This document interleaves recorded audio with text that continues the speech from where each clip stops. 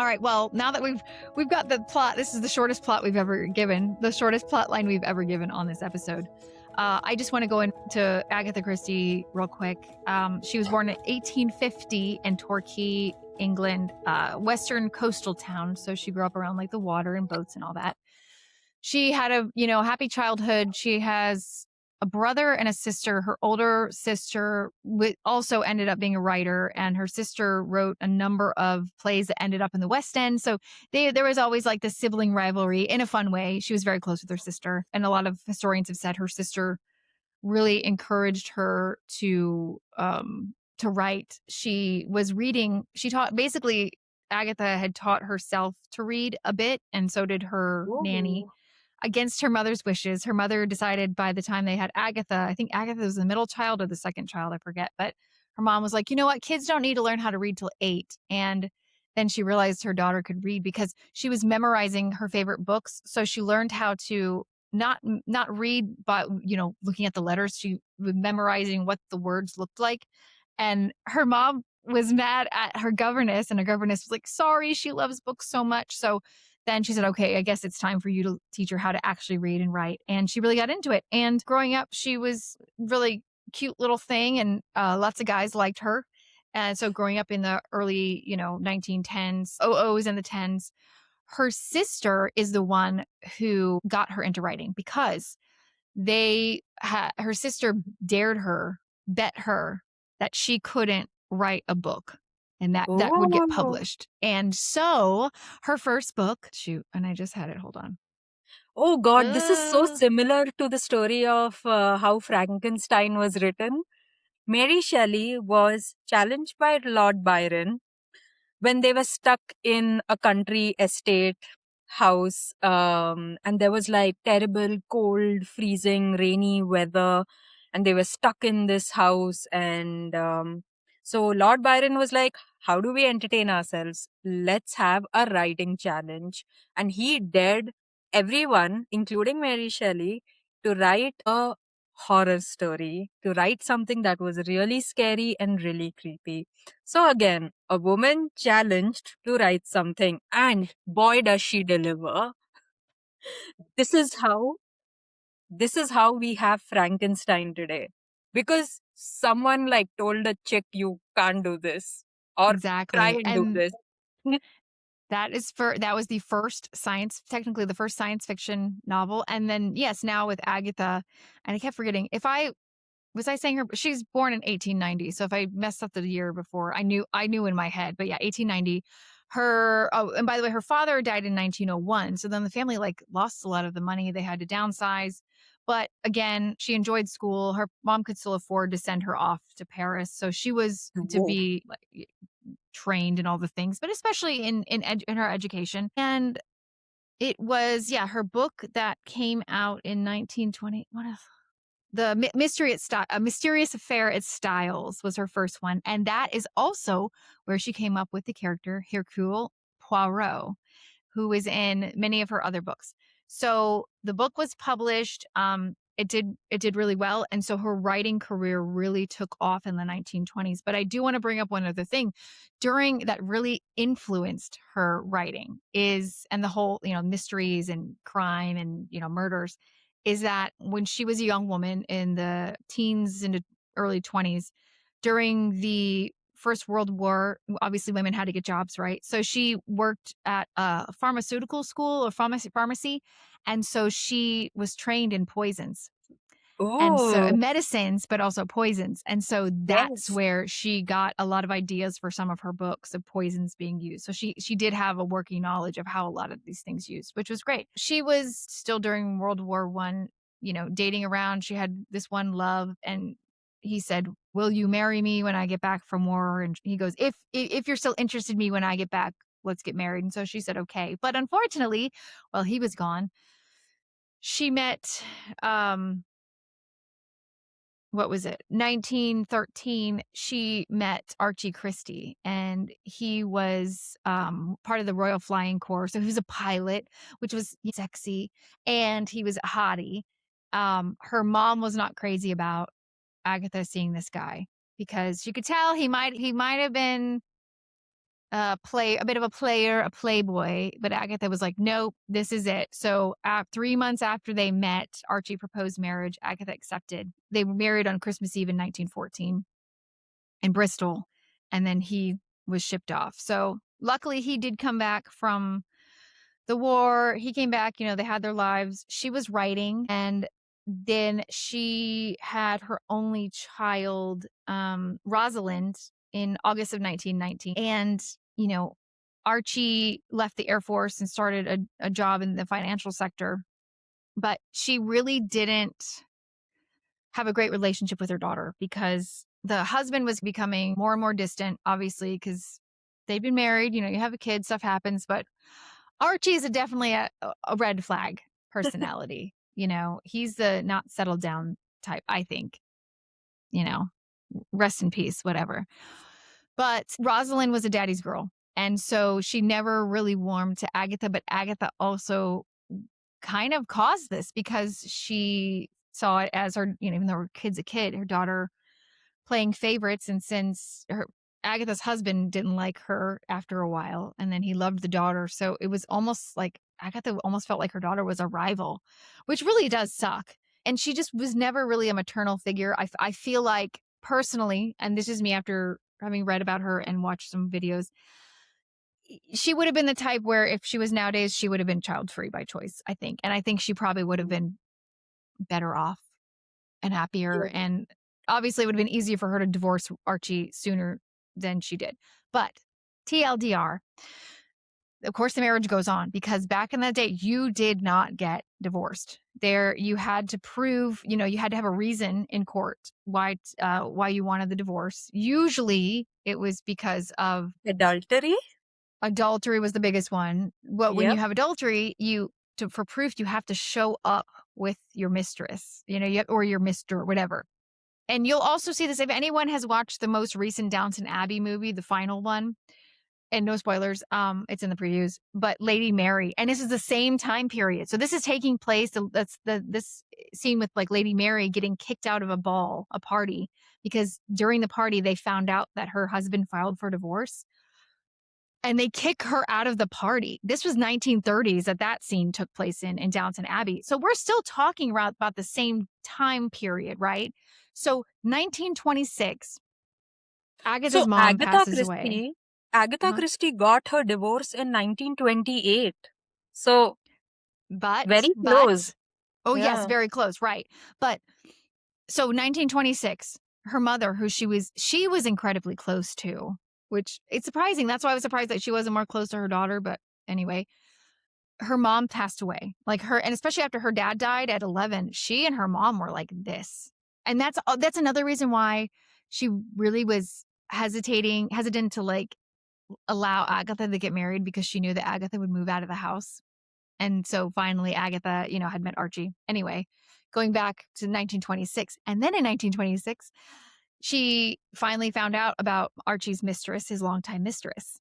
And so she's spiraling because like she still loved him. And of course, in women's minds back then, you have to be married or else, you're ruined. Because back then, at that time, if I remember correctly, she wouldn't have been able to completely support herself and her daughter just on what she was doing, her writings then. Okay. So 1926, after the mother passed away, after her husband is seeing someone else, he knows that she knows. And again, back then, it just happened. It sucks, but it's like, what could she do? In 1926, in August, again, after her mom passed away, her husband, Archie, asked for a divorce because he'd fallen in love with his mistress, longtime mistress, Nancy Neal. And in early December of 1926, Archie and Agatha, they were fighting because he wanted to spend more and more time without her. He wanted to spend more time with his friends than his family. Of course, she knew he was seeing his mistress. So Agatha, all of a sudden on December 3rd, 1926, Agatha went missing from her home. Now, I don't know who was watching their kid, so I can't answer that. Okay. I know this. No, I know this.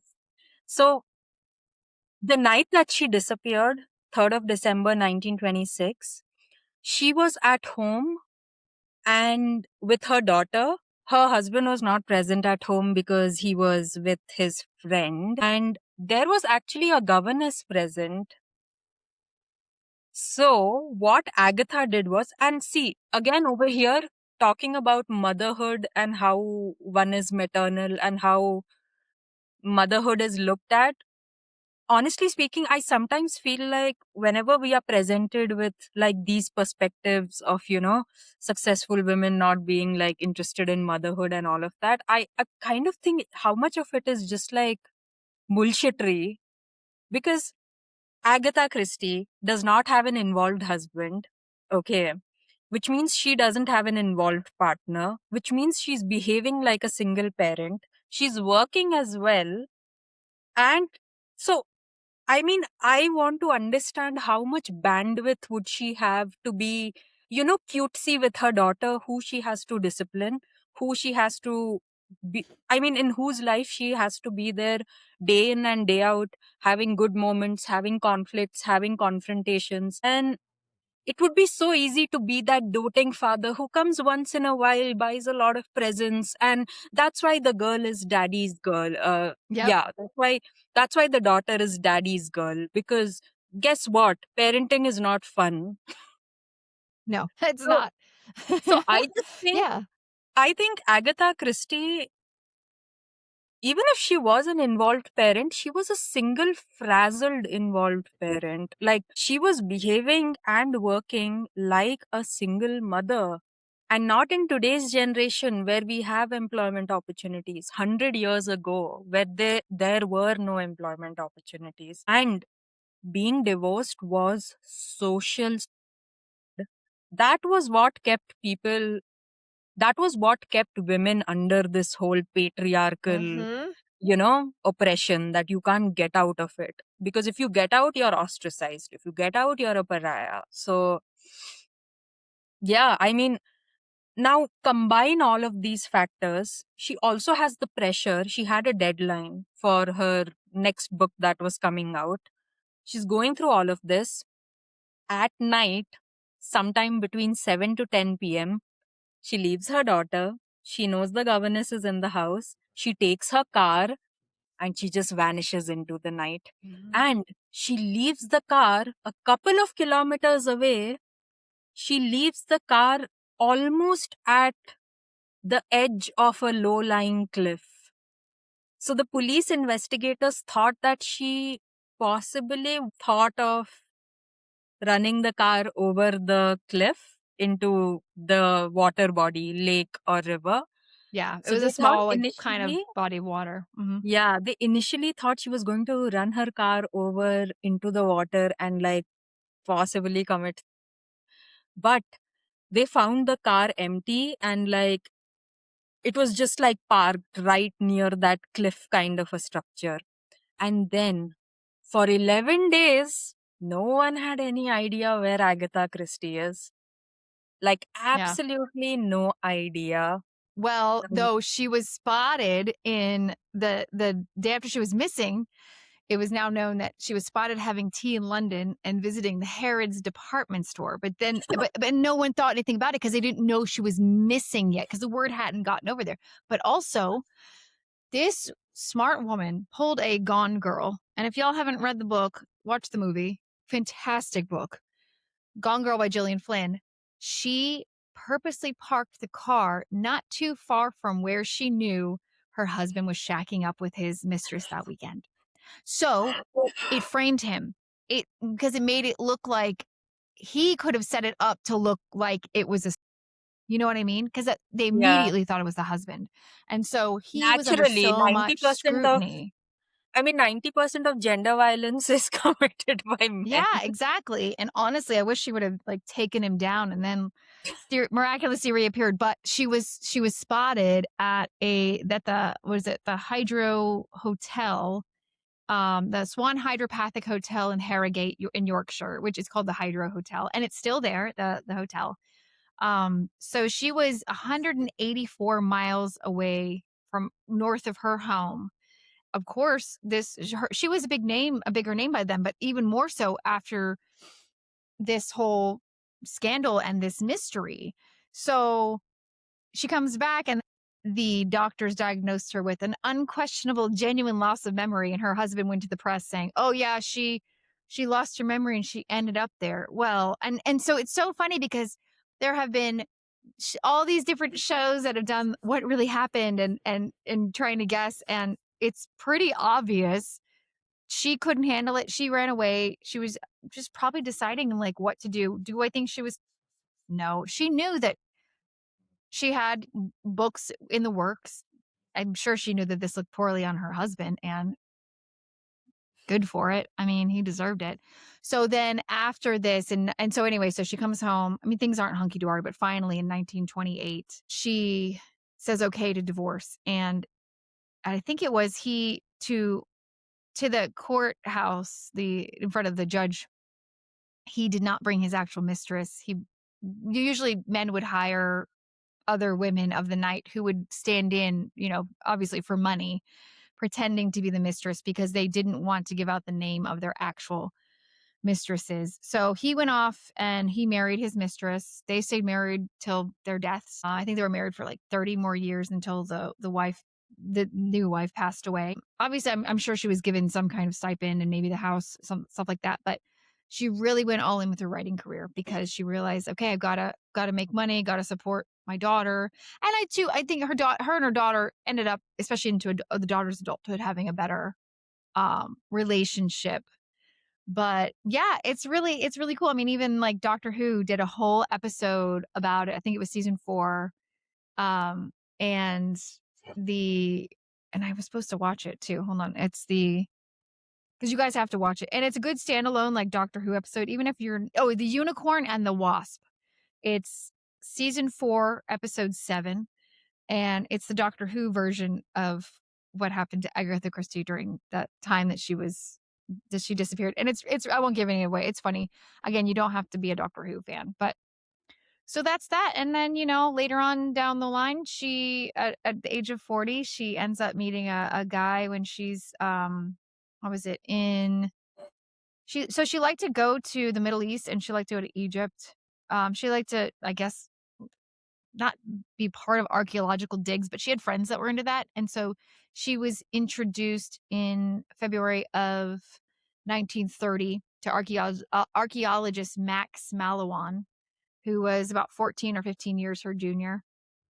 And they were in Iraq, and they really hit it off, and they, had sent letters back and forth, and he kept asking her to marry him. And at first she was kind of wary of his intentions. She had money by this point. So, but he kept asking, and she had such a great time with him, and she said, "Well, why not?" And so she, married a younger man, and they were married until her death. And, so what if he was like using her for her money? He didn't, as far as we know, he didn't cheat on her. He didn't leave her. He was there for her until the rest of her life. So what if she was bankrolling his archaeological expeditions? Because she liked to go on those. She liked to do that too. She would travel in Egypt and Middle East. That's where she got the ideas for like Death on the Nile. So, I think it was mutually beneficial, and they had a great rest of their lives, and that was it. Like after her divorce, I read somewhere that she took the train, Oriental Express, and that's how she got the idea of writing Oh, Murder on Orient Express. yeah. Because again, That's how a she, closed set. Again, it's another with all of her tropes. It's a certain amount of people. So it's got to be somebody in the train. It's just like and then there were none. It's another good one. I haven't read the book, but the movie's really good. The one that came out a couple of years ago, BBC. It's these it's like I think it's like 10 people.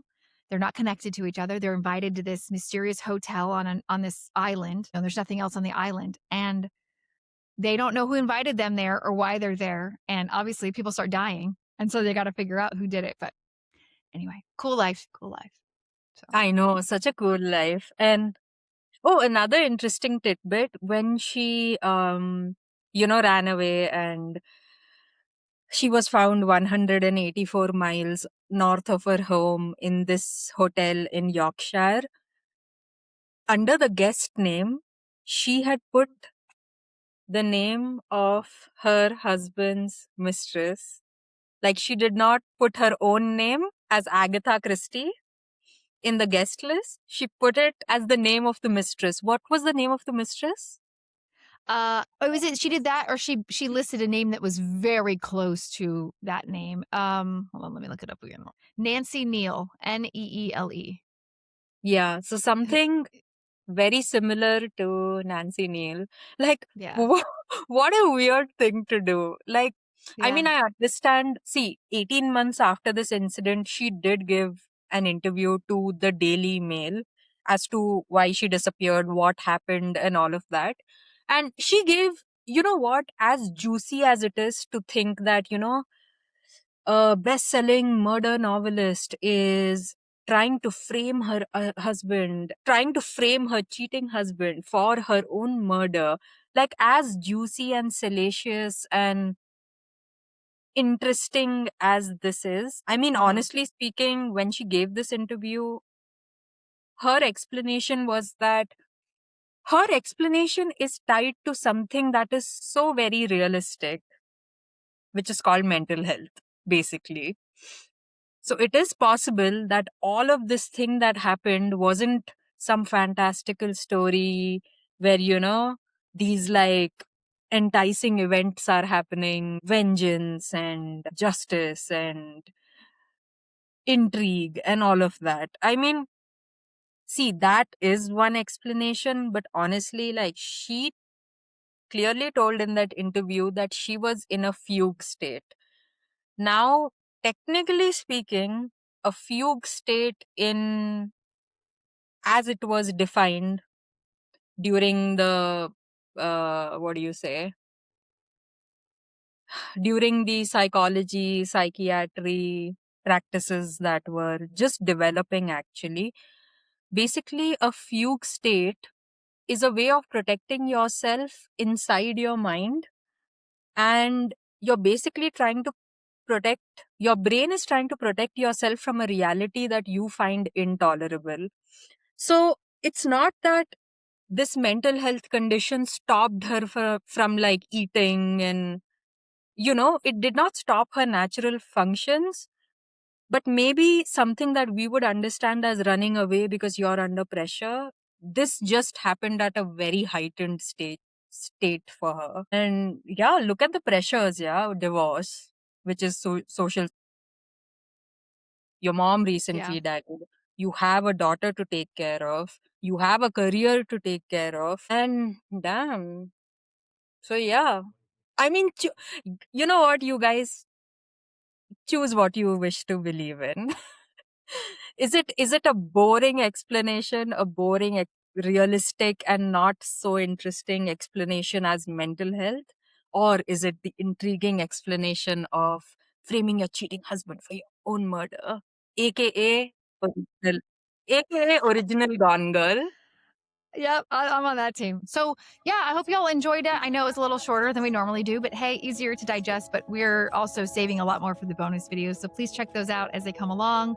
Check out our past stuff. I think we had a lot to say in episode 5 that I think also will link to this. But that was it. This was the Seven Dials Mystery. It's a book that feels light on the surface, but had a lot going on underneath.